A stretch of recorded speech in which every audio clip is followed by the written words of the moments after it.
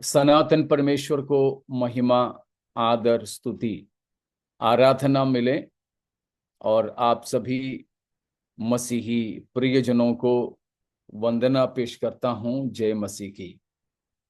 परमेश्वर के सम्मुख आज भी हमें प्रकाशित वाक्य की अध्ययन के लिए आने के हेतु परमेश्वर ने मदद किया, और आप लोगों ने भी अपना समय अलग की।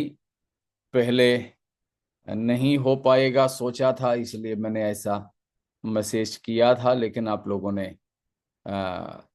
शाम के उस संदेश के आधार पर आप लोग जुड़ गए।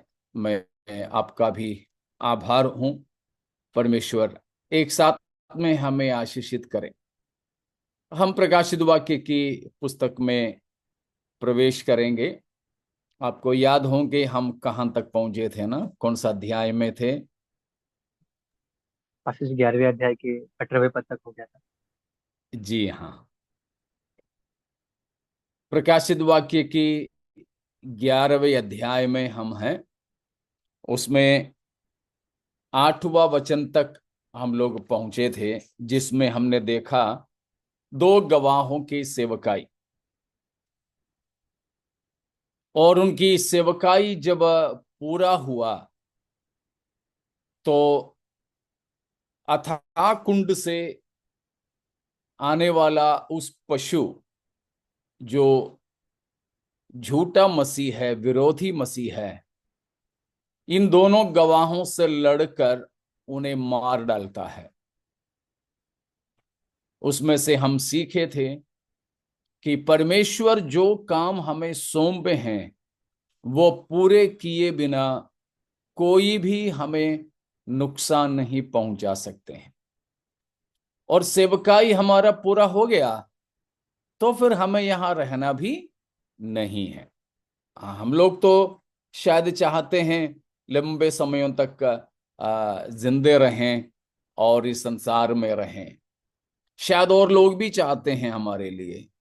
लेकिन एक सही मसीही शिष्य, एक सही मसीही भक्त के तौर पर हमारे मकसद लंबे समय तक धरती पर रहना नहीं है, परंतु जितने समय परमेश्वर हमें दे उतने में हम परमेश्वर के कार्य को, जो परमेश्वर ने हमें सौंपा है, पूरा कर लें। पूरा करके हम परमेश्वर के पास पहुंच जाएं। यह है हमारे लिए ईश्वरीय उद्देश्य। मैंने इससे पहले भी आप लोगों से कहा हुआ एक बात है। हमारे केरल में एक प्रभु का भक्त था। उनका नाम थॉमस था, V.A. थॉमस करके। एक बिल्कुल छोटा सा आदमी, ना लंबाई ज्यादा, ना मोटाई, आवाज भी बिल्कुल धीमा धीमा,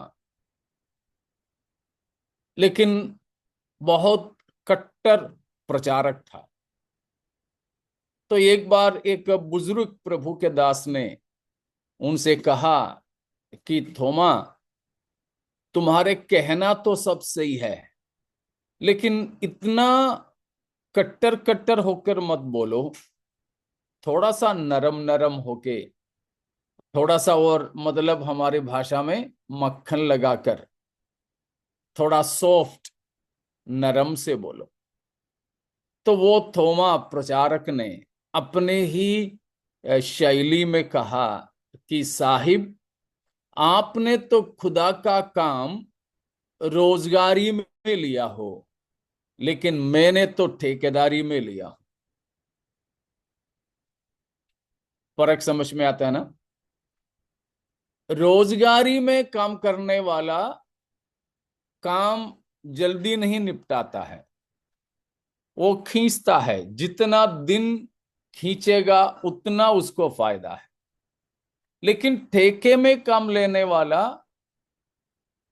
जितना जल्दी हो सके उतना जल्दी वो काम खत्म कर लेता है, उसको उसी में फायदा है। तो एक सच्चा मसीही रोजगारी में काम लेके यहां मत रहना, लेकिन ठेकेदारी से अपना काम को अंजाम दें और प्रभु के पास चले जाएं। हम लोग जैसे गीत में गाते हैं ना, अभी आ रहा हूं तेरे पास, पूरे करने को तेरी मर्जी, ताकि दे दूं मैं काम को अंजाम और पाऊं तेरे दीदार से इनाम। तो परमेश्वर हमें सौंप रखा काम सिद्ध करना हमारी जिम्मेदारी है। उसको किए बिना हमें कोई नुकसान नहीं पहुंचाया जा सकता है। तो यहां इन दोनों गवाहों के सेवकाई उन्होंने पूरा की, तो विरोधी मसीह ने उनको मार डाला। वो हम 8वां पद में पढ़े थे कि यरूशलेम की सड़कों पर उनके लाश पड़े रहेंगे 3.5 दिन तक। यरूशलेम के लिए दिया गया दूसरा 2 नाम और है, आत्मिक तौर पर सदोम और मिस्र भी कहलाते हैं। उसका अर्थ भी हम समझने की कोशिश की। अब हम 9 से लेकर 13 तक की वचनों को देखेंगे। तो उसमें 9वां वचन में हम पढ़ते हैं कि लोग उनकी लाश को कब्र में रखने भी नहीं दे रहे हैं, कब्र में रखने भी नहीं दे रहे हैं, क्योंकि उतना उनका विरोध था। 9वां वचन को पढ़िएगा। सब लोगों और कुलों और भाषाओं और जातियों के लोग उनके शवों को 3.5 साल तक देखते रहेंगे और उनके शवों को कब्र में रहने न देंगे। 3.5 दिनों तक उनके शवों को देखते रहेंगे, कब्र में रखने नहीं देंगे, क्योंकि उतना उनसे वे विरोध करते थे। इन दोनों गवाहों से उस समय के लोग इतना विरोध करते थे कि उनकी लाशों को दफनाने भी नहीं देंगे 3.5। ऐसे तो नहीं है, उनकी कहना यह नहीं था कि 3.5 दिन यहां पड़े रहने दो, लेकिन उनका कहना यह था कि हमें भले ही बदबू आए चलेगा, लेकिन इनको मरने के बाद भी आदर सम्मान नहीं मिलना चाहिए। लोग बोलते हैं ना कि डेड बॉडी के साथ में कोई अनादर ना करे।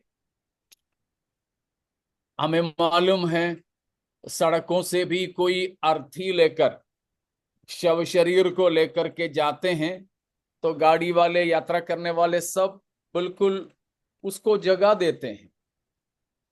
वो लाश है, फिर भी लाश का भी आदर करते हैं। तो यहां पर लाश का भी अनादर करते हुए परमेश्वर से और परमेश्वर की संदेश सुनाने वाले इन दोनों गवाहों से लोग अपना विरोध व्यक्त कर रहे हैं। तो 3.5 दिन तक वे पड़े रहेंगे। या 10वां पद को पढ़िएगा। पृथ्वी के रहने वाले उनके मरने से आनंदित और मगन होंगे और एक दूसरे के पास भेंट भेजेंगे, क्योंकि इन दोनों भविष्यवक्ताओं ने पृथ्वी के रहने वालों को सताया था। व्याख्या करने की जरूरत नहीं है ना, हम समझ लेते हैं। उनकी सेवकाई से लोगों को परेशानी हुआ था, इसीलिए उनकी मरने से पृथ्वी के रहने वाले बड़े आनंदित होते हैं, मगन होते हैं, भेंट भिजवाते हैं। यह है 10वां पद। जी हाँ, अब 11वां वचन। परंतु परंतु 3.5 दिन के बाद परमेश्वर की ओर से जीवन का श्वास उनमें बैठ गया और वे अपने पांवों के बल खड़े हो गए और उनके देखने वालों पर बड़ा भय छा गया।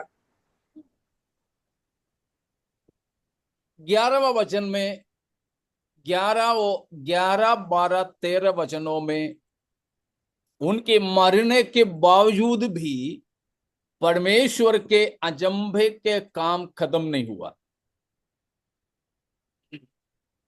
अपने जीवन काल में और अपनी सेवकाई के दौरान उन्होंने पृथ्वी पर रहने वालों को जितना सताया नहीं, उतना उनके मरने के बाद लोग सताए जाने लगे। समझ रहे हो ना? प्रभु यीशु मसीह का भी ऐसे था। प्रभु यीशु मसीह की मृत्यु से यहूदी लोगों में भी चैन नहीं हुआ। इसीलिए यीशु मसीह की कब्र में रखे जाने के बाद यहूदी धर्म गुरुओं ने पिलातुस के पास जाकर कहने लगे कि यीशु को उन लोगों ने धोखेबाज कहा। बोला कि वो जिंदा रहते समय ऐसा बोलता था कि वो मरने के बाद जी उठेगा। अब क्या मालूम ऐसा कुछ हो, या फिर उसकी चेले उसकी लाश को कहीं ले जाएं और उसके बाद ये फैलाने लगेगा कि वो जी उठा। तो जीवन काल में जितना हमें नुकसान हुआ उससे ज्यादा उसकी मृत्यु से नुकसान होगा। ये कहकर है यीशु मसीह की कब्र पर संदरी लगाए थे, रोमी सिपाहियों को पहरुए करके लगाए थे, चौकीदारी में लगाए थे कि कोई मसीह की लाश उठा ना ले जाए, कोई यीशु की चेले मसीह की लाश को चोरी ना कर ले। लेकिन वहां चोरी करने कोई नहीं गए, मसीह की लाश को किसी ने नहीं उठाया। विश्व भर में सबसे ताकतवर सेना कहलाने वाले रोमी सेना की पहरुओं से भी मसीह की जी उठना रोका ना जा सका। इसीलिए मैं ऐसे क्रूस के बारे में बताता हूं कि प्रभु यीशु मसीह की जिंदा होने से मसीह ने, किसी को याद है कि कितने ताकतों को परास्त किया था? हमारे कलीसिया के लोगों को शायद याद होंगे, क्योंकि मैं बार बार दोहराता हूं उसको। मसीह की जी उठने से कितने बातों पर, कितने ताकतों पर मसीह जयवंत हुआ।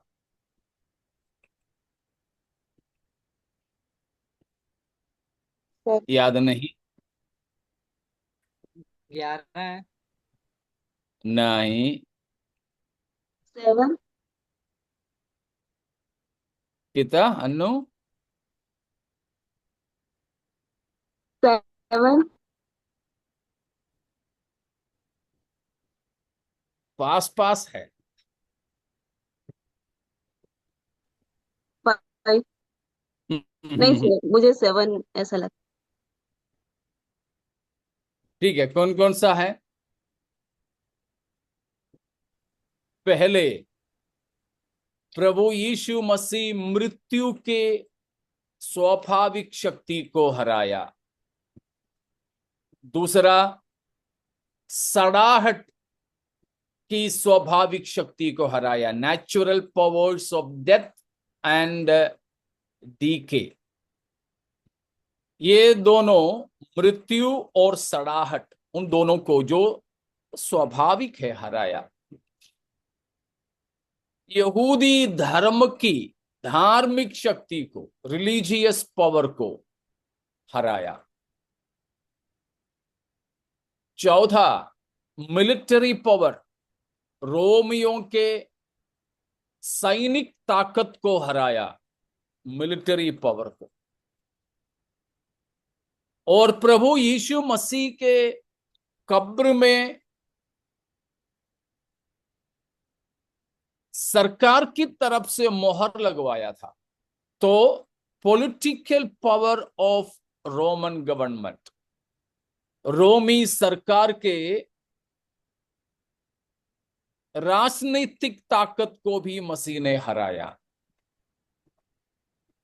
और छठवा, इन सबके पीछे काम करने वाला शैतानिक शक्ति को मसीह ने हराया।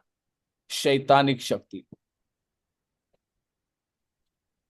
तो कम से कम इस तरह 6 शक्तियों को मसीह हराने के बारे में हम लोग बताते हैं। तो प्रभु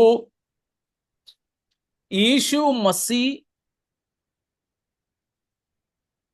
अपनी सेवकाई के दौरान यहूदी धर्म को जितना नुकसान पहुंचाया था, नुकसान करके वे लोग समझते हैं, वैसे तो नहीं, लेकिन उस समय के धर्म गुरुओं के विचार से उससे भी ज्यादा नुकसान उन्हें मसीह की जी उठने से हुआ। क्योंकि इतने सारे शक्तियां मिलकर मसीह की जी उठने को रोकना चाहा, लेकिन ये कोई भी शक्ति प्रभु यीशु के जी उठने को रोक नहीं पाए। ठीक वैसे ही मसीह के 2 गवाह यहां जो प्रकाशित वाक्य 11वां अध्याय में, उनका सेवकाई करीब 3.5 साल था। लोग उनकी सेवकाई से बड़े परेशान थे, इसलिए वे मर गए तो वे बहुत खुश हो गए थे। लेकिन उनकी खुशी का आयु केवल 3.5 दिन ही था। 3.5 दिन के बाद वे दोनों गवाह जीवित उठे। हम लोग पढ़ते हैं कि 11वां वचन में हमने पढ़ा कि परमेश्वर से या परमेश्वर की ओर से उनमें जीवन का श्वास आया, मतलब वे जीवित हो गए। परमेश्वर ने उनको जिंदा किया, यह बात है। परमेश्वर ने उनको जिंदा किया। वे चाहे कितना भी नुकसान इन्हें पहुंचाना चाहें, उनको नुकसान नहीं हुआ। ये एक प्रकार में अच्छा ही हुआ। अगर इन दोनों को दफन कर लिए होते, कब्र में रख गए होते वे, तो कब्रों से वे उठ के चले जाते, लोगों को पता भी नहीं चलता। वे लोग सोचते कि वो बस मर गए, उनको हमने दफन कर दिया। लेकिन उनकी जो विरोध था, इनकी लाशों को दफन भी नहीं करने के लिए, वो भी परमेश्वर अपने महिमा का वजह बनाया। Praise God. समझ पा रहे हो ना? गैर कौमों की क्रोध को भी परमेश्वर अपनी महिमा में बदलते हैं। शत्रुओं के क्रोध को, पापियों के पाप को भी परमेश्वर अपनी महिमा में बदलते हैं। हाँ, हमारे परमेश्वर कैसा महान है, ये बात समझ पाए? यस। मनुष्य पाप करते हैं, परमेश्वर के विरोध में और भी क्रोध करते हैं, लेकिन मनुष्य की क्रोध को भी, पाप को भी परमेश्वर अपने महिमा के लिए इस्तेमाल करता है। तो यहां ये 2 गवाह जिंदे हो जाते हैं और उनकी देखते देखते वे परमेश्वर की ओर चले जाते हैं। 12वां वचन में हम पढ़ते हैं, 12 वचन। तब उन्हें स्वर्ग से एक बड़ा शब्द सुनाई दिया, यहाँ ऊपर आओ। यह सुन वे बादल पर सवार होकर अपने बैरियों के देखते देखते स्वर्ग पर चढ़ गए। जैसे 4 अध्याय की पहले में यूहन्ना को परमेश्वर ने कहा यहां ऊपर मेरे पास चले आओ, ठीक वैसे यहां इन दोनों को भी बता रहे हैं इधर मेरे पास चले आओ।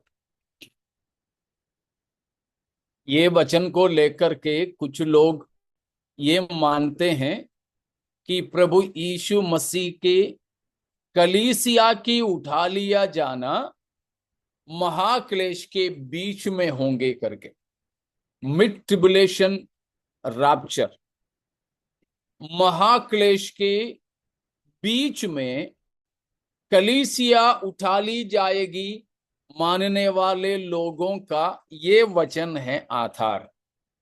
लेकिन यहां हम देखते हैं कि यहां ये 2 लोगों के लिए ही था, क्योंकि कलीसिया उससे पहले ही उठा ली गई थी। तो ये रैप्चर नहीं है, ये केवल इन दोनों ही के लिए है, इन दोनों ही के लिए। तो इस प्रकार ये लोग दोनों बादलों पर परमेश्वर के पास उठा लिए गए।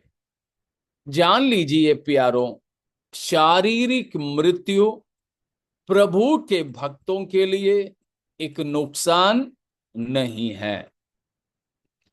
दोहराता हूं, शारीरिक मृत्यु प्रभु के लोगों के लिए नष्ट या घाटा नहीं है। इसीलिए है पौलुस ने कहा, क्या कहा? मेरे लिए जीना मसीह और मर जाना लाभ है। मर जाना लाभ है। फिलिपियों 1:21 में पौलुस ने कहा, मेरे लिए जीना तो मसीह है, मरना लाभ है। हाँ प्यारो, ये बात को जान लीजिए, मैं आज मर जाऊं तो मेरे लिए वो लाभ है। मसीह के भक्तों के लिए मृत्यु घाटा नहीं है। For God's people death is not a loss. प्रभु के लोगों के लिए मृत्यु घाटा नहीं है। यहां ये दोनों अगर मारे नहीं जाते, शायद वे तब भी पृथ्वी पर रहते। उनके मरना उनके लिए कोई नुकसान की बात नहीं हुआ। वे महिमा पाकर परमेश्वर के पास जाने का वजह बनी है। इसीलिए ही है प्रभु के भक्तों में मृत्यु का भय नहीं है, मृत्यु का भय नहीं।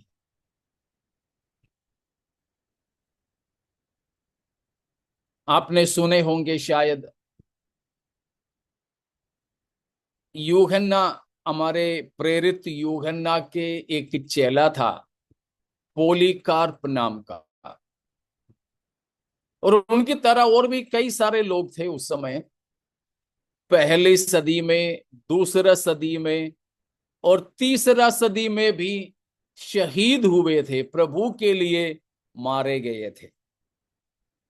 उनको जब जिंदा जिंदा जलाने के लिए लेकर जा रहे थे तो सिपाहियां थोड़ा धीमा किया, धीरे धीरे चलने लगे।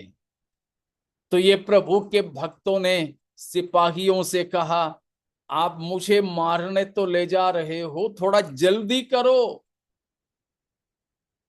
मुझे जल्दी अपना घर पहुंचना है, अपने पापा के चेहरे को जल्दी देखना है।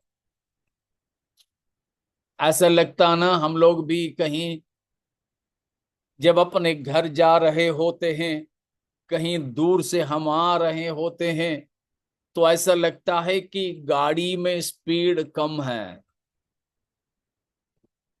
बच्चे लोग हैं तो बोलते हैं पापा थोड़ा जल्दी चलाओ, धीरे धीरे चलते तो बोलते थोड़ा जल्दी तो चलाओ, थोड़ा पैर दे के तो छोड़ो गाड़ी, एक्सीलरेटर दे दो थोड़ा ज्यादा।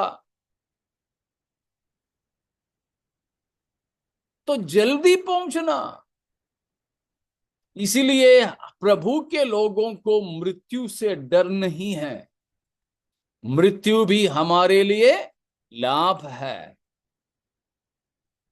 मृत्यु से हम अपने पिता को आमने सामने देख सकेंगे। हमारे प्रभु मसीह को हम आमने सामने देख सकेंगे। अपने प्रभु के पास हम विश्राम कर सकेंगे। ये पाप भरी दुनिया से हम बच जाएंगे। शैतान की कोई आजमाइश, उसकी परीक्षा, प्रलोभन अब नहीं होंगे हमारे जीवन में। तो मृत्यु हमारे लिए लाभ है। तो यहां ये दोनों गवाह विरोधी मसीह के द्वारा मारे गए। उनके लाश को खुला छोड़ा। 3.5 दिन तक सारे दुनिया के लोग टीवी, सैटेलाइट्स और इंटरनेट के द्वारा देखा। सब लोग आपस में भेंटें भिजवाए। लेकिन 3.5 दिन के बाद झट से परमेश्वर ने उनको दोबारा जिलाया और अपने पास स्वर्ग में उठा ले गए।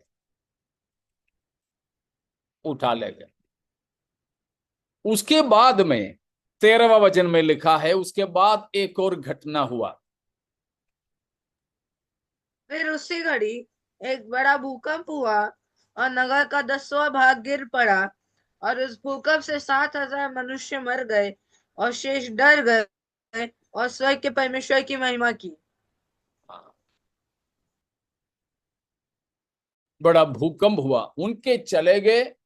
उसके बाद बड़ा भूकंप हुआ।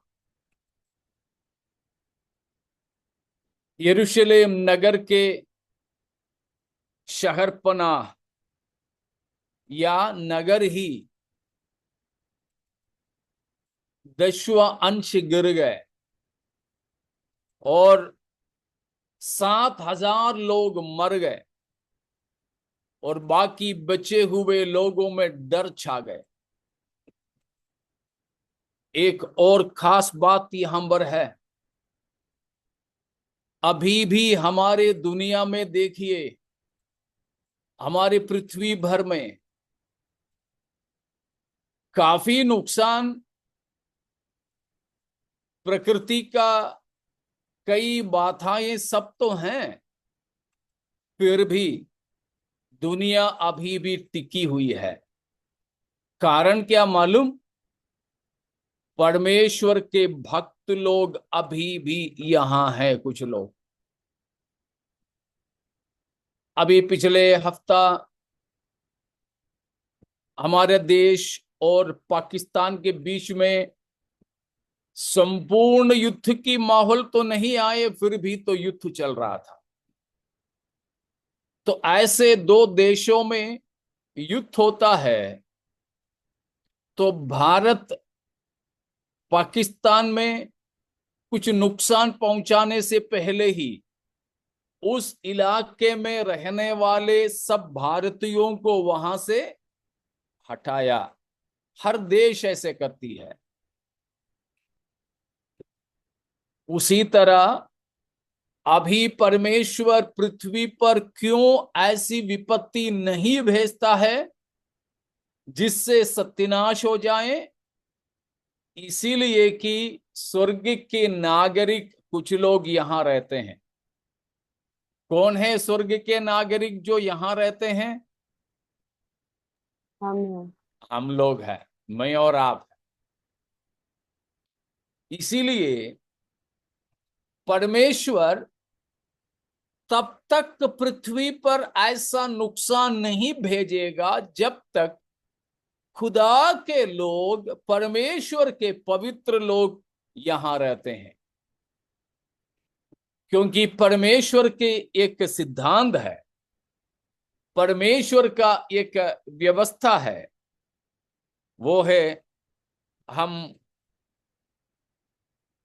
उत्पत्ति के पुस्तक 18वां अध्याय में पढ़ते हैं। उसकी 23 और 24 को पढ़ें। उत्पत्ति 18 का 23 24, 23 24। तब अब्राहम उसके पास जाकर कहने लगा, क्या तू सचमुच दुष्ट के संग धर्मी का भी नाश करेगा?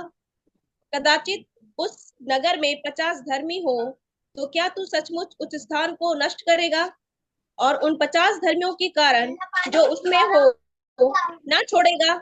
इस प्रकार का काम करना तुझसे दूर रहे कि दुष्ट के संग धर्मी को भी मार डाले और धर्मी और दुष्ट दोनों की एक ही दशा हो। यह तुझसे दूर रहे, क्या सारी पृथ्वी का न्याय ना करे? देखा, हमें इसका पृष्ठभूमि मालूम है। परमेश्वर सदम अमोरे को नाश करने वाला था। अब्राहम को जब पता चला, वो परमेश्वर से गिड़गिड़ाने लगा। लूत परिवार के छुटकारा के लिए था। तब परमेश्वर से पूछा गया प्रश्न है, क्या धर्ममय परमेश्वर अधर्मियों के साथ, दुष्टों के साथ धर्मियों को भी नाश कर डालेगा? परमेश्वर ने कहा नहीं। प्यारो, उसी प्रकार इस संसार में जब तक परमेश्वर के पवित्र लोग रहते हैं, अर्थात कलीसिया रहती है, तब तक दुनिया के लिए भी अच्छा है कि बुरा है? अच्छा है। अच्छा है। अच्छा है कि परमेश्वर की विपत्ति से बचाए जा सके। तो यहां पर ये जो दो प्रभु के पवित्र लोग थे, वे अब उठा लिए गए, तो परमेश्वर बाकी लोगों को सताने लगा। भूकंप हुआ, शहर के 10वां अंश गिर गए, 7,000 आबादी खत्म हो गए। ये देख करके बाकी लोग डरने लगे और परमेश्वर की भय मानने लगे। तो इतने बातें समझ में आ गए आप लोगों को? इतने में कोई शक है तो पूछें।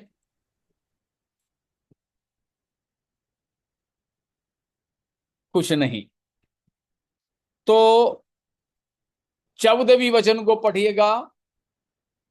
दूसरी विपत्ति बीत चुकी, देखो तीसरी विपत्ति शीघ्र आने वाली है। दूसरी विपत्ति बीत चुकी। आपको याद होंगे 8 का 13, वहां कहा था, अब नरसिंगे फूंकने वाले 3 स्वर्गदूतों के नरसिंगे फूंकने के समय में 3 और विपत्ति आने वाले हैं। उनमें से पहला विपत्ति हमने 9वां अध्याय की 1 से 11 तक देखे थे, इसलिए 12वां पद में लिखा था पहला विपत्ति हो गया। दूसरा विपत्ति शुरू हुआ 9 की 13 और वो खत्म हो रहा है ये 11 की 13 में। इसलिए बोला कि दूसरा विपत्ति खत्म, अब तीसरी विपत्ति शुरू। तीसरी विपत्ति तो 3 हाय हाय हाय, उसमें से 2 हाय अब हो गया। अब आखिरी हाय वो है 14 से लेकर 18 तक की वचनों में। तो हम अब उसको देखते हैं, अर्थात 7वां नरसिंगा। 7वां नरसिंगा जो है, 7वां तुरही फूंके जाने से क्या होने वाला है, उसके बारे में इस 11वां अध्याय की 14 से लेकर 18 तक का हम पाते हैं।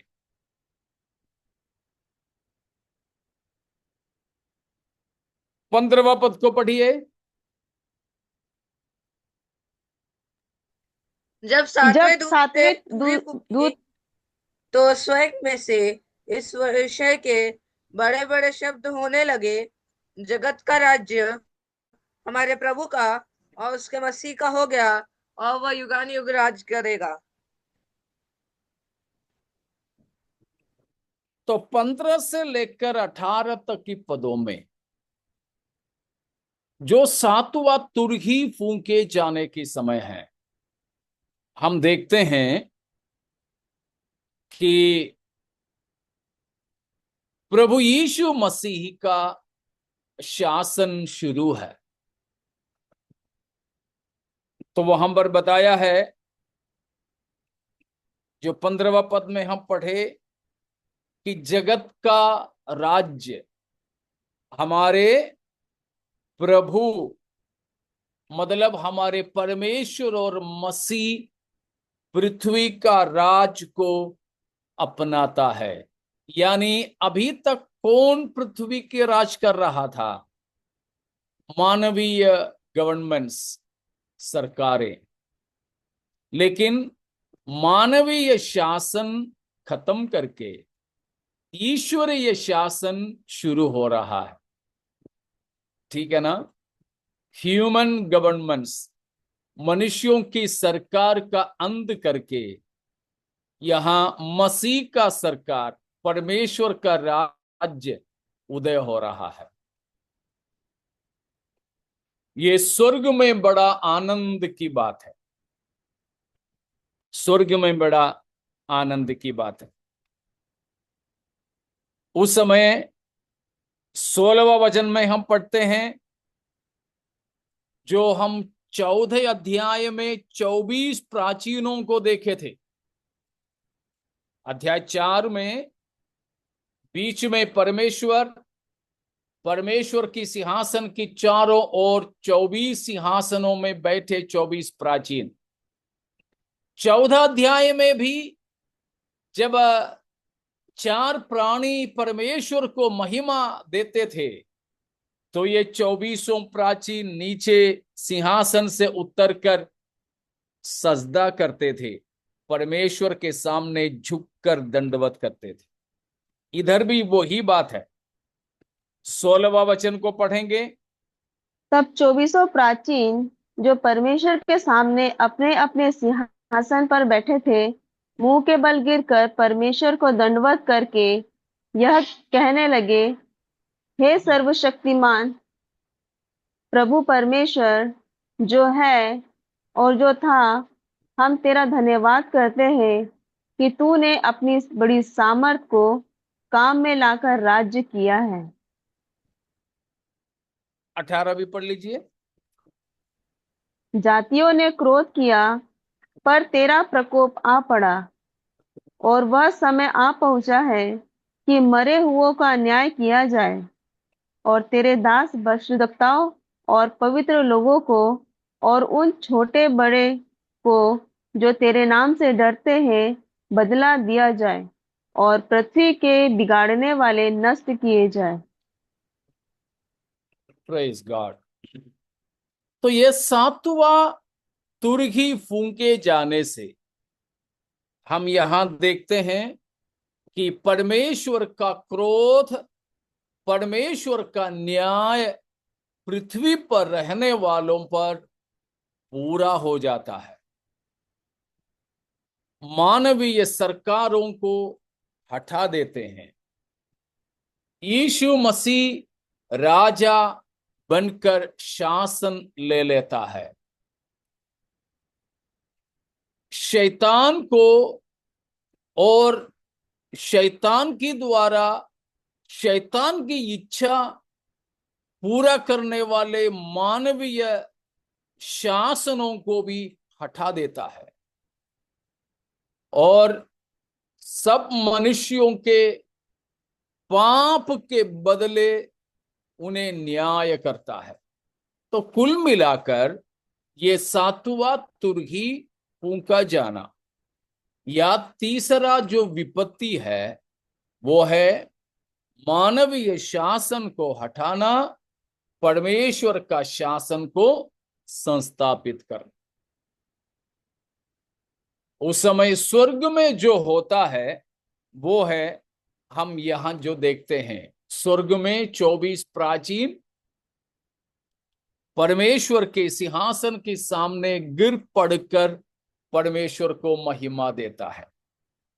परमेश्वर की महिमा हम स्वर्ग जाएंगे तो इसलिए नहीं करेंगे कि बुखार हट गया, कोरोना से चंगा किया, नौकरी दिलाया, एग्जाम में पास कराया। ना ना ना, इन बातों के लिए नहीं। वो सब हम यहां रह करके करते हैं, करते रहिए, कोई दिक्कत नहीं।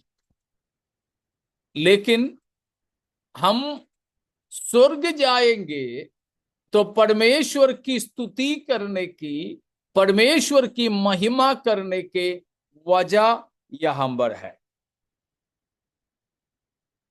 परमेश्वर के महानता, परमेश्वर की महिमा हम स्वर्ग में पहचान कर प्रभु की स्तुति करते रहेंगे, आराधना करते रहेंगे। इधर भी हमें ऐसा ही करना है।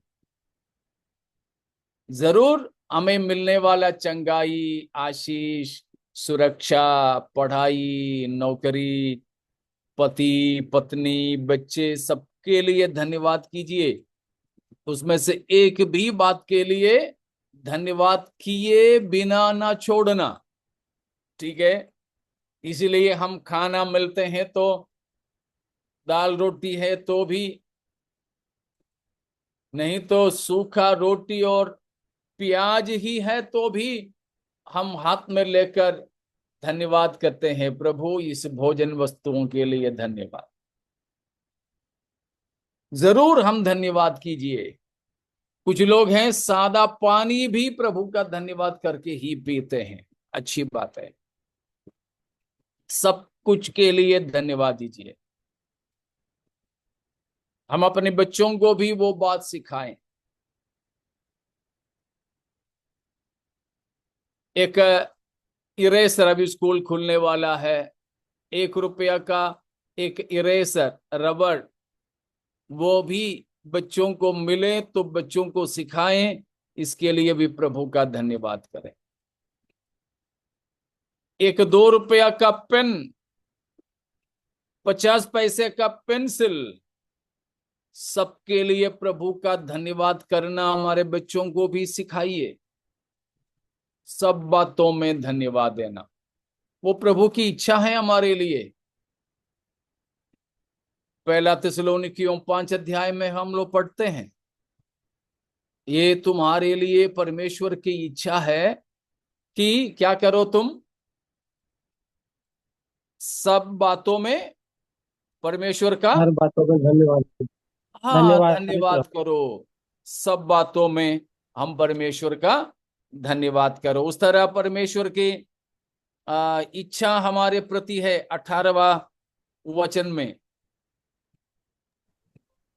हर बात पे धन्यवाद करो क्योंकि तुम्हारे लिए मसीह यीशु में परमेश्वर की यही इच्छा है। हाँ, परमेश्वर की इच्छा है हर बात में हम प्रभु का धन्यवाद करें, तो इसलिए जरूर कीजिए। आप कहीं घर से जाते हैं, नौकरी, बाजार, स्कूल, कॉलेज, या हमारे बच्चों को भेजते हैं तो प्रार्थना करके जाइए, प्रार्थना करके भेजिए बच्चों को। वापस आते समय यूं ही चले मत जाना, प्रभु का धन्यवाद करना, प्रभु यात्रा में संभाला। हर बात में प्रभु का धन्यवाद करो। आपने सुना होगा शायद ऐसा एक भक्त, एक हर बात में धन्यवाद देने वाला एक मनुष्य के बारे में मैंने सुना, मैंने पढ़ा कहीं। वो जब कहीं जा रहा था, मुंबई जैसे शहरों में कई बार लोगों के जेब खाली हो जाता है, पता नहीं चलता। गाड़ी में चढ़ने के लिए कोशिश करते हैं, तब तक तो गायब हो जाते हैं, मोबाइल चला जाता है। हम लोग मुंबई में आए आए शुरुआती दिनों में ऐसे हमारा 2 मोबाइल एक साथ चला गया।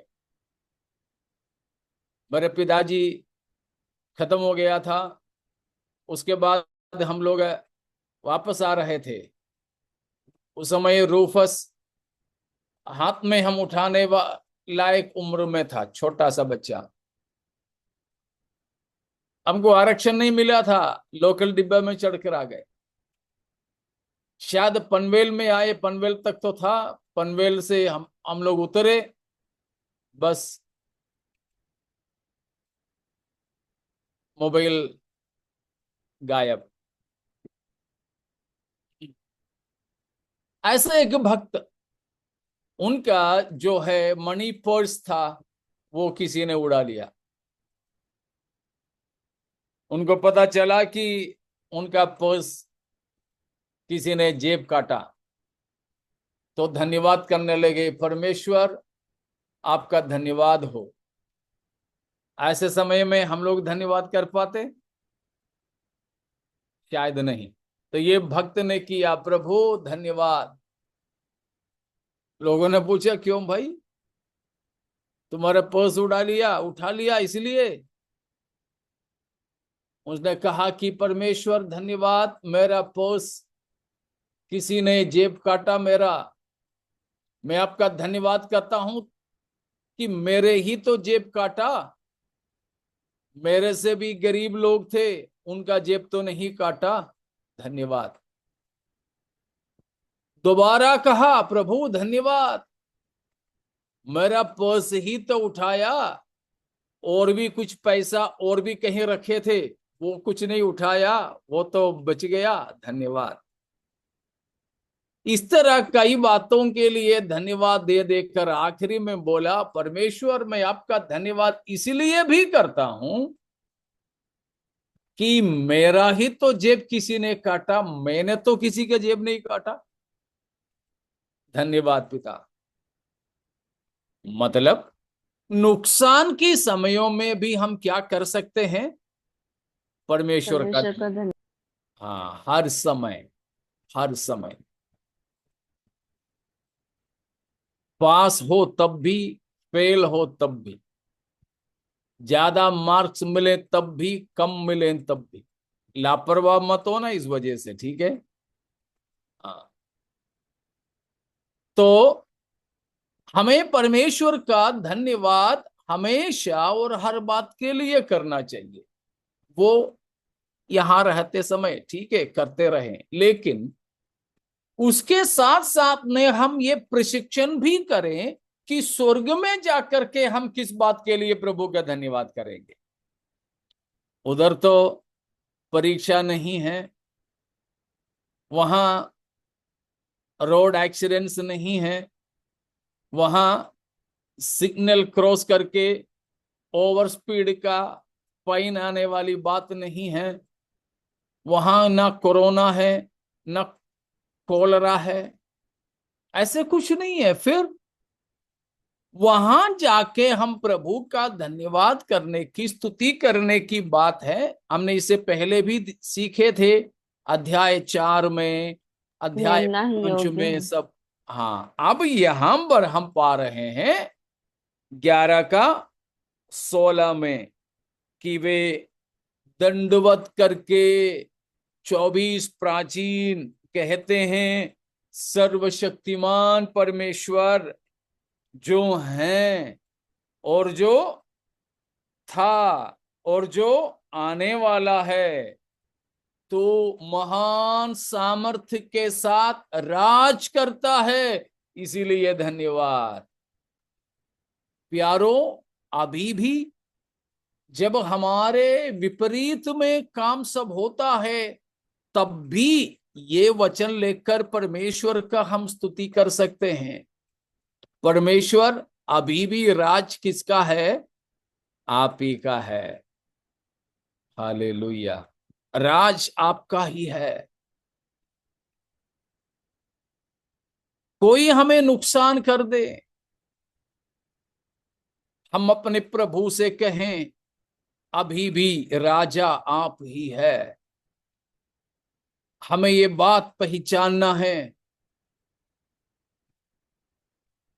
ड्राइवर सीट पर और कोई नहीं बैठा, हमारे परमेश्वर ही अभी भी चालक बन करके हैं। अभी भी सब कुछ का नियंत्रण अपने परमेश्वर के ही पास है। चाहे शैतान या मनुष्य कुछ कर ले तो भी कुछ सीमा है। हमारे वहां पर मेरे घर में भी गाय पालते थे। मुझे बहुत पसंद था गाय चराना। तो स्कूल से आने के बाद मैं गाय को लेकर जाता था। हमारे वहां तो गायों को खुला नहीं छोड़ते हैं, रस्सी में बांध के रखते हैं, रस्सी में। तो हम लोग घर से उसको चराने ले जाते हैं, तो खोल के जब ले जाते हैं तो गाय बड़ा खुश होकर के कूदना दौड़ना शुरू कर देती है। तो जैसे जैसे वो कूदना शुरू करती हैं, हम उसकी रस्सी को ऐसे मोड़ कर हमारे हाथ में पकड़े रहते हैं। लंबे रस्सी होते हैं। तो जैसे जैसे ये दौड़ती हैं, हम इस रस्सी खोल खोल करके देने लगते हैं। तो ये जैसे जैसे खुला मिलती है, वैसे वैसे ये और लंबी लंबी दौड़ती है। लेकिन वो दौड़ती जाती हैं तो भी रस्सी का जो दूसरा छोर हमारे हाथ में मजबूती से पकड़ के रखते हैं। इसी तरह इस संसार में चाहे शैतान या मनुष्य अपनी मन मर्जी से कितना भी दौड़ लगा ले, प्रभु के लोगों के नुकसान कर ले, समझ लीजिए अभी भी रस्सी किसके पास में है? हमारे प्रभु के पास। परमेश्वर के हाथों में है। कि इधर वाले अपनी मर्जी पूरा नहीं कर सकेगा जब तक प्रभु अपना रस्सी लंबा करके देता है, केवल तब तक ही ये संभव है। यह जानकर हम अपने परमेश्वर की स्तुति, परमेश्वर की महिमा करें। सर्वशक्तिमान परमेश्वर जो है, जो था और जो आने वाला है, आप राज करता है, राज करता है। 17वां पद में हम लोग पढ़ते हैं कि तू महान सामर्थ को रखता है, महान सामर्थ को रखता है। सामर्थी होकर हमारे परमेश्वर राज करता है। ये बात हमें जानना है। उसके लिए हमें परमेश्वर की स्तुति और महिमा करना चाहिए। हमेशा हर परिस्थिति में हमें ऐसा ही करना है कि सर्वशक्तिमान प्रभु परमेश्वर, हम आपका जो हैं और जो थे आभार मानते हैं कि आपने अपने अवर्णनीय अधिकारों को स्वीकार कर अपने राज्य का आरंभ किया है। 18वां वचन में लिखा है, राष्ट्र क्रोधित हुए, उन पर आपका क्रोध आ पड़ा। अब समय आ गया है कि मरे हुओं का न्याय किया जाए। आपके दासों, भविष्यद्वक्ताओं, पवित्र लोगों तथा सभी श्रद्धालुओं को, चाहे वे साधारण हो या विशेष, और उनका प्रतिफल दिया जाए तथा उनका नाश किया जाए जिन्होंने पृथ्वी को गंदा कर रखा है। परमेश्वर का धन्यवाद इसीलिए भी कर रहे हैं कि अब परमेश्वर क्या करने जा रहा है? न्याय करने जा रहा है। गॉड इज गोइंग टू जज। न्याय करने में दो बात, एक है परमेश्वर के भक्तों को प्रतिफल देना, और जो पापी और दुष्ट लोग हैं उनका अंत कर डालना। बच्चों, हमारे डिक्लेरेशन ऑफ फेथ, विश्वास की घोषणा का आखिरी दो बात याद है?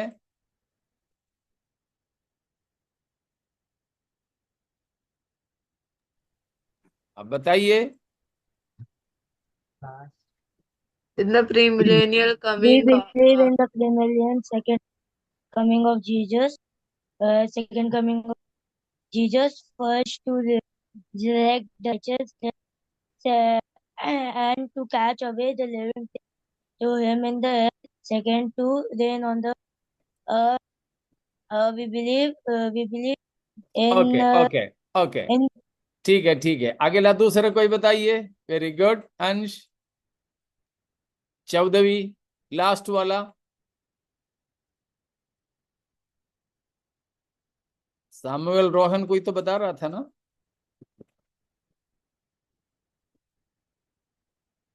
नहीं तो अंश तैयार है 14वीं 14 भी बोलने के लिए। और कोई है बच्चों में से? In the 14। bodily resurrection, first, no, in the bodily resurrection, eternal life for the righteous and eternal punishment for the wicked. Okay, तो हमारी जो विश्वास की घोषणा है उसका 13वां और 14वीं चीज, उसमें ये बात बताया है। हम विश्वास करते हैं कि प्रभु यीशु मसीह 1000 साल के राज्य से पहले आएंगे। पहले इसलिए आएंगे कि कलीसिया को उठा ले जाने और दुष्ट लोगों को न्याय करने के लिए। हम विश्वास करते हैं, क्या विश्वास करते हैं? कि भक्त लोगों को परमेश्वर प्रतिफल देंगे, इटर्नल लाइफ, अनंत जीवन प्रभु के साथ बिताएंगे, और eternal punishment for the wicket, दुष्ट लोगों के अनंत दंड। हाँ, उसी के लिए समय आया है करके यहां ये 24 प्राचीन दंडवत करके अपने परमेश्वर को कह रहे हैं। तो इन बातों के लिए हमें परमेश्वर का धन्यवाद करना चाहिए। न्याय के बारे में हम लोग सीखेंगे इसके बाद में, तो इसीलिए अब इसमें से मैं न्याय के बारे में कुछ बताना नहीं चाहूंगा। तो ये है, मतलब प्रभु यीशु मसीह दुष्टों को हटाकर अपना राज्य स्थापित करता है। परमेश्वर मनुष्यों के न्याय करता है, उसमें पवित्र लोगों को प्रतिफल देता है और दुष्ट लोगों को आनंद विनाश की दंड देता है। उसके बारे में है ये तीसरा हाय, यानी 7वीं नरसिंगा, जो प्रकाशित वाक्य 11 का 15, 16, 17, 18 पदों से हम अभी सीखे। इतनी बातें समझ में आ गए? इतने में कोई सवाल है आप पूछें।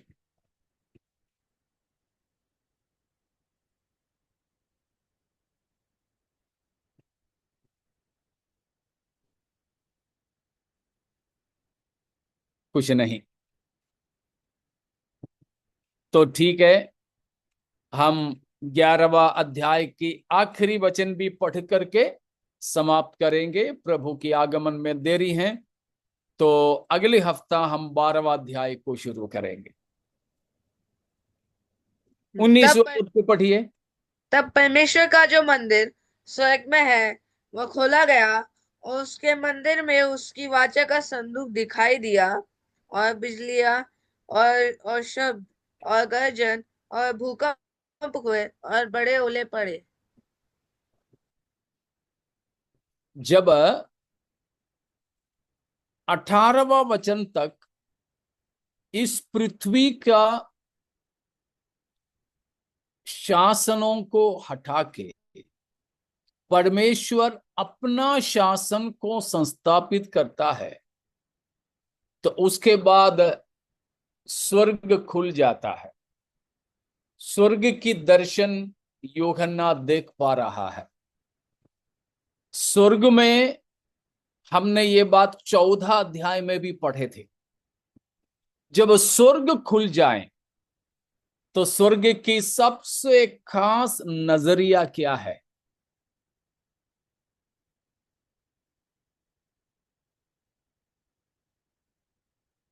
बोलिए ना, गलत हो तो भी कोई बात नहीं, आप लोग भी साथ में चलिए। यीशु मसीह। यीशु मसीह। यीशु मसीह। और कुछ है? और कोई जवाब है किसी को? कोश। कोश।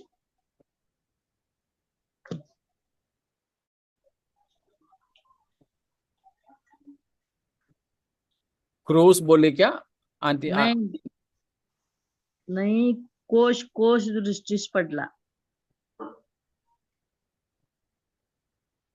हिंदी में क्या है मालूम नहीं। सुरेश ब्रदर क्या था? शायद कोश बोल रहे, कोश। अच्छा, कोश दृष्टिस पडला। कराराचा कोश। वाचा का संदूक। अच्छा वाचा का अच्छा, ठीक है, वाचा का संदूक। ठीक है, बिल्कुल आप लोगों ने सही बोला है। स्वर्ग की सबसे बड़ा नजारा हमारे परमेश्वर है। अभी आई ने जो बोली वाचा का जो संदूक, वाचा का संदूक भी किसको दर्शाता है? जब वो पृथ्वी पर था तो परमेश्वर की उपस्थिति को दर्शाता था। तो यहां स्वर्ग खुल गया, स्वर्ग का मंदिर खुल गया। यरूशलेम मंदिर जो है या जो था, वो स्वर्ग की एक नकल है, स्वर्ग का एक नकल है।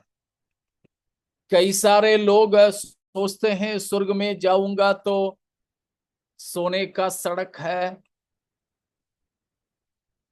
यहां तो पेंटिकोस्टल कलीसिया वाले थोड़ा सा गहना भी पहनने नहीं देते हैं। शादी हुआ तो एक मंगलसूत्र भी या एक छोटी सी अंगूठी भी पहनने नहीं देते हैं। तो वहां तो देख लो, मैं तो सोने की सड़क से चल फिर करूंगी।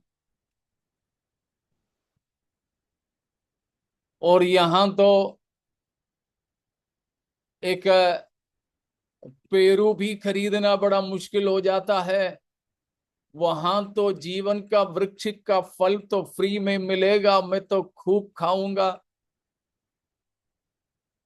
और यहाँ तो बिल्कुल एक तालाब में भी कभी जाने को नहीं मिलता है, लेकिन वहां कांच की नदी है या कांच की समुंदर, जीवन का वृक्ष, जीवन की जो नदी, उसी की दोनों किनारे में जीवन का वृक्ष है। मैं उस जीवन का वृक्ष पर चढ़ूंगा, फल तोड़ूंगा और नीचे नदी में कूदूंगा। ऐसे सब बोलने वाले हैं, इसीलिए मैं बता रहा हूं।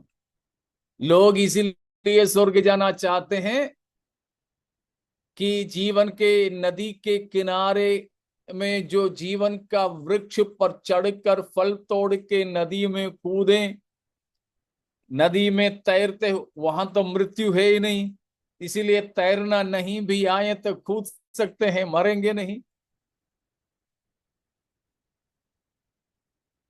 और एक लड़की की किताब में मैंने पढ़ा, उसने स्वर्ग की दर्शन देखा करके बोलती है, यीशु मसीह उसको घुमाने ले गया बोलती है। और ये कांच की नदी के पास पहुंचे, ये लड़की तो कांच की नदी से यीशु तो जा रहा है आगे, लेकिन ये लड़की नदी पर रुक गई। यीशु मसीह थोड़ा आगे निकल गया, फिर भी ये तो वहीं रुक गई। तो यीशु मसीह वापस आया, वो दर्शन में देखी है। तो ये नदी में देख के बैठी है, क्योंकि नदी में अलग अलग रंग की मछलियां तैर रही है। तो मछलियों की सुंदरता देख करके लड़की रह गई, यीशु के पीछे नहीं गई। आप क्या सोचते हो, वो स्वर्ग हो सकता है? नहीं। यीशु मसीह हो सकता है? बिल्कुल नहीं। फिर वो लड़की बोलती है कि यीशु मसीह वापस आया और देखा कि ये लड़की मछली की सुंदरता निहार रही है। तो मसीह ने पूछा, क्यों, एक मच्छी चाहती है? तो उसने बोला, हाँ, मुझे एक मच्छी चाहिए। तो प्रभु यीशु मसीह ने एक चाय की छन्नी है ना, वैसा एक छन्नी से एक मछली को पकड़ा और उसके बाद उसको ग्रिल करके दे दिया, बोलते हैं, मतलब उसको पका के दे दिया। उसके बाद वो मच्छी मिल गए तो साथ में चलने लगे। कुछ कुछ बच्चे होते हैं ना, पापा के साथ जाते हैं तो मिठाई की दुकान के सामने रुक जाता है, पापा मुझे ये चाहिए, नहीं तो मैं नहीं आऊंगा। फिर पापा वापस आके उसको खरीद के देता है, तभी जाता है। वैसे ये लड़की ने जिद किया। तो ये हो सकता है? बिल्कुल नहीं। नहीं। ऐसे चीजों में आप कोई फंसना नहीं। यूट्यूब वगैरह में ऐसे बहुत से चीज मिलेगा, किताब में है ऐसे। पहले पहले सीढ़ियां थी, अभी तो फिर कोई सीढ़ी नहीं इस्तेमाल करते हैं, तो वो शायद खत्म हो गए होंगे। लेकिन वो सब यूट्यूब वगैरह में, इंटरनेट वगैरह में पड़े हैं। नहीं प्यारो, जान लीजिए, हम स्वर्ग जाएं, स्वर्ग खुला मिले, वहां पर हम सबका ध्यान का आकर्षण हमारे प्रभु ही है। क्योंकि हमारे परमेश्वर की महिमा के साथ वो वहां पाया जाएगा। उस महिमा के सामने बाकी और कुछ भी बराबर नहीं है। ये बात सही है, वहां पर सोने का सड़क है, आर पार हम देख सकते हैं। वहां ये बात सही है कि हाबेल से लेके सारे पवित्र लोग वहां होंगे। जैसे एक गीत है ना, वहां हल्लेलुया हुल्लड़ होएगा करके एक गाना, शायद आप गाते भी होंगे, सुने होंगे। पौलुस होगा, मत्ती होगा, लूका होगा वहां, मैं भी हूंगा वहां। सही बात है, ये बिल्कुल सही है कि मत्ती, लूका, यूहन्ना सब होंगे। लेकिन उन किसी की उपस्थिति नहीं है स्वर्ग को जो स्वर्ग बनाता है। परंतु स्वर्ग को स्वर्ग बनाने वाला उपस्थिति हमारे परमेश्वर की उपस्थिति है। वो है यहां पर यूहन्ना ने जो देखा, स्वर्ग का मंदिर खुला और वहां वाचा का संदूक पाया गया। अब नहीं मालूम इसराइलियों के पास में जो वाचा का संदूक था कहां है, मालूम नहीं है हम किसी को भी। कुछ लोगों के मानना है कि जब बाबुली लोग यरूशलेम पर हमला किया था तो यिर्मयाह नबी ने उसको लेकर के कहीं छुपाया है। मानना है, बाइबल में कुछ नहीं है। पता नहीं परमेश्वर की वाचा का संदूक अब कहां है। जिधर भी हो, वो संदूक मिले ना मिले, वो संदूक में जो था वो असलियत में हमारे प्रभु आप होकर के स्वर्ग में हमें मिलेगा। इसीलिए हमारा उम्मीद स्वर्ग जाते समय और किसी बात के लिए नहीं। जब हम बच्चों को लेकर के कहीं मेहमान जाते हैं तो बच्चे पसंद करते हैं कहीं कहीं जाना।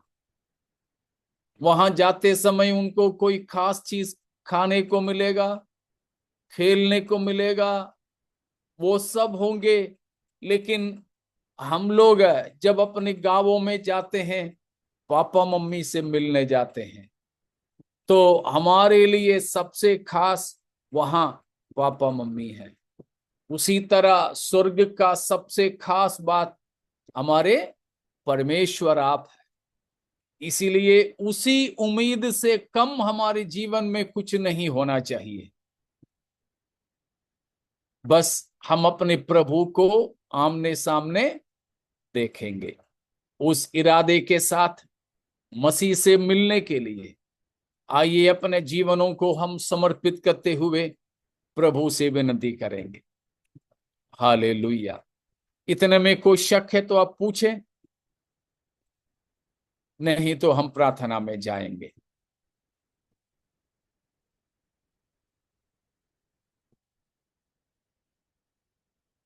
नहीं तो आओ प्यारों, हम अपने प्रभु से आमने सामने मिलने के लिए बिल्कुल तैयार हो जाएं। इस संसार का राज्य हमारे प्रभु यीशु मसीह का होने जा रहा है। इस संसार से शैतान का राज्य को प्रभु हटाने वाला है। मनुष्यों के राज्य को भी मसीह अपना राज्य को संस्थापित करेंगे। आइए हम उसके लिए अपने जीवनों को सौंपते हुए अपने प्रभु से प्रार्थना करें। हालेलुया।